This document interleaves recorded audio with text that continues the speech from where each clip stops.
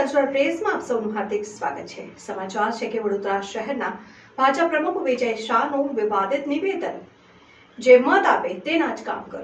ભારત લોકશાહી દેશ છે, પણ વડોદરા શહેર ભાજપ પ્રમુખે લોકશાહીમાં ચૂંટાયેલા પ્રતિનિધિઓને કંઈક અલગ રીતે જ કામ કરવાની નીતિ અપનાવવાની સલાહ આપી।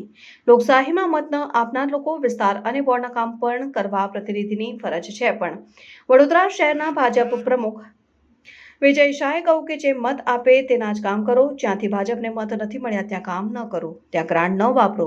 જી હા, વડોદરા ભાજપ પ્રમુખ વિજય શાહે સરમુખત્યાર પ્રકારનું નિવેદન આપતા વિવાદ થયો છે।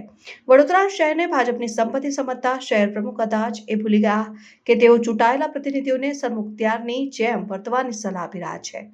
તેવામાં ભાજપ પ્રમુખ વિજય શાહનું શું માત્ર વોટને લોકશાહીનું એકમાત્ર માનક માનીને લોકોને ધમકાવી રહ્યા છે, તેવા સવાલો ઉઠી રહ્યા છે। પાર્ટીને મત મળે છે, હું બાવપુરા વિધાનસભાની વાત કરું અને દરેક વખતે અમુક પ્રકારના બૂથમાંથી ભારતીય જનતા પાર્ટીને મત મળતા નથી અથવા તો બહુ ઓછા મળતા નથી। 700 લોકોનું વોટિંગ હોય, 800 લોકોનું વોટિંગ હોય, 1000 લોકોનું વોટિંગ હોય અને એમાં પણ સિંગલ ડિજિટમાં, ડબલ ડિજિટમાં જ્યારે ભારતીય જનતા પાર્ટીને મત મળે છે ત્યારે પાર્ટીના મુખ્ય આગેવાનો જે મંચ પર બેઠા છે અને સામે બેઠેલા ચૂંટાયેલા પ્રતિનિધિઓ એમણે પણ એવું વિચારવું જોઈએ કે કયા વિસ્તારમાં કામ કરવાની અગ્રિમતા તમારે આપવી જોઈએ।